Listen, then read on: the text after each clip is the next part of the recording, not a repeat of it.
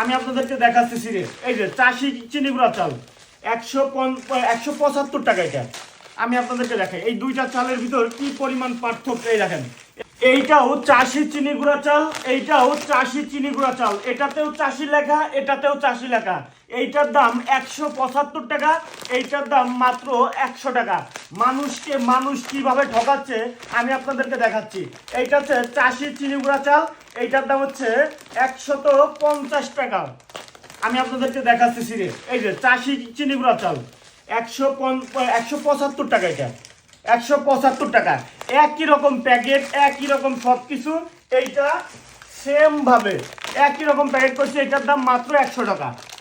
আমি আপনাদেরকে দেখাই এই দুইটা চালের ভিতর কি পরিমাণ পার্থক্য। এই দেখেন, এইটা মনে হচ্ছে ভাতের চাল, সিদ্ধ চাল। এইটা আর এইটা দুইটা একই রকম দেখতে মনে হচ্ছে। আপনি সাধারণভাবে কখনোই এইটা আলাদা করতে পারবেন না, এটার কোনো পার্থক্য খুঁজে পাবেন না। শুধু এইটাতে লেখা রয়েছে চাষি চিনি গুঁড়া চাল, আর এইটাতে লেখা রয়েছে চাষি ভাই চিনি গুঁড়া চাল। মানে এইটা হচ্ছে লোকাল, একদম মনে করেন চক বাজার থেকে প্যাকেট কিনে এনে বিভিন্ন ভ্যানে ভ্যানে হকারি করে এটা বিক্রি করতেছে মাত্র 100 টাকা কেজি। আর একই রকম দেখতে আসল যে চালটা 175 টাকা।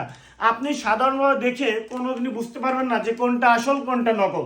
এইভাবে মানুষ আসলে মানুষকে ঠকাচ্ছে প্রতিনিয়ত।